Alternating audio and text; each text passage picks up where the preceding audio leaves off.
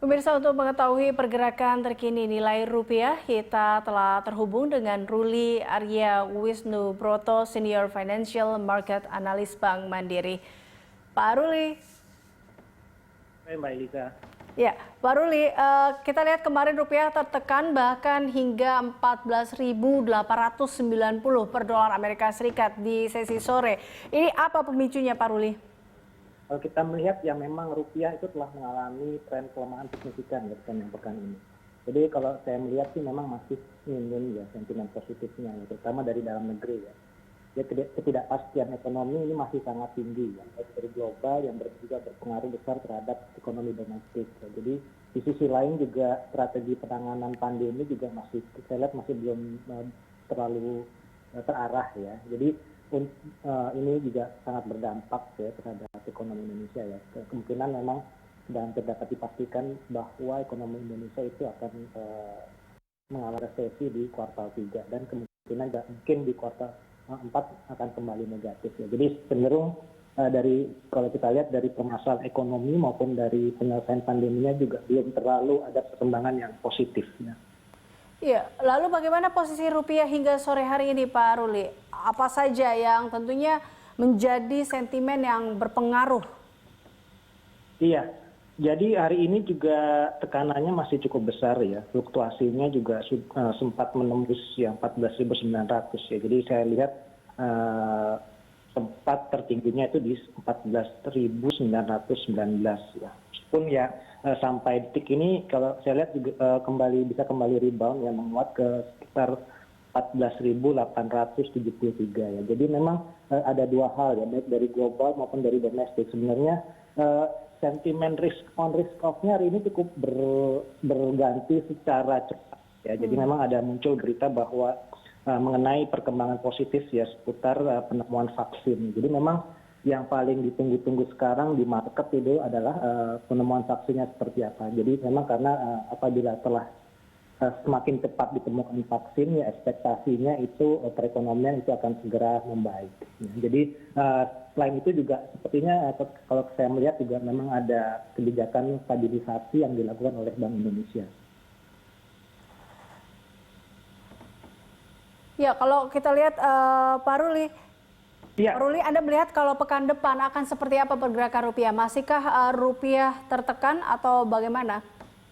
Saya lihat memang tekanannya mungkin masih akan besar ya, dan kemungkinan juga masih harus tetap melakukan stabilisasi ya dari sisi bank sentral ya, untuk agar rupiah tidak akan menembus di level 15.000 ya. Memang secara fundamental saya melihat belum banyak perkembangan positif ya. Minggu depan sendiri itu mungkin akan ada rilis data inflasi, tapi saya rasa juga belum ada perubahan terlalu signifikan ya. Memang kita ekspektasinya inflasi itu masih akan tetap sangat rendah ya. Jadi rendahnya inflasi ini lebih disebabkan oleh kondisi aktivitas ekonomi di dalam negeri yang cenderung melambat ya.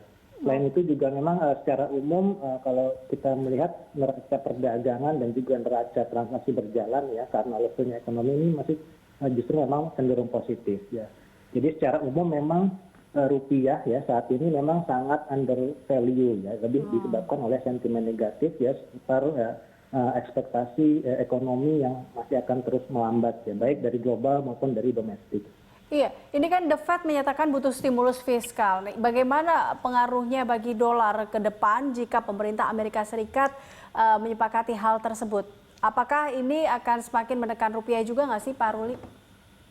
Kalau sentimen mungkin saat ini juga sudah mulai ada perkembangan positif ya seputar negosiasi stimulus ya antara Partai Demokrat dengan administrasi pemerintahan Donald Trump ya. Jadi Demokrat sudah mulai kembali melanjutkan proses negosiasi dan merekomendasikan ya paket stimulus sebesar 2,4 triliun. Saya rasa kalau memang ada perkembangan positif ya seharusnya memang sentimen risk on-nya akan lebih baik ya ke depannya. Jadi dampaknya juga seharusnya lebih positif terhadap nilai tukar rupiah. Ya. Anda melihat investor ini diprediksi akan semakin mengincar dolar Amerika Serikat kah? Atau bagaimana tentunya pengaruhnya bagi obligasi RI? Untuk pasar obligasi RI sendiri masih, kalau menurut pendapat saya masih sangat menarik ya, dengan imbal hasil saat ini itu di sekitar 6,9% ya.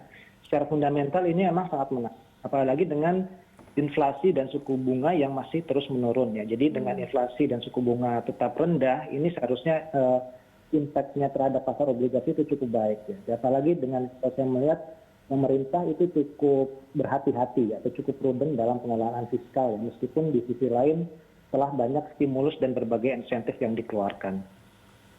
Tapi kalau kita lihat ketahanan rupiah hingga akhir September ini dengan laju pertambahan kasus COVID-19 dan juga beberapa sentimen-sentimen lainnya, Anda melihat seperti apa nih?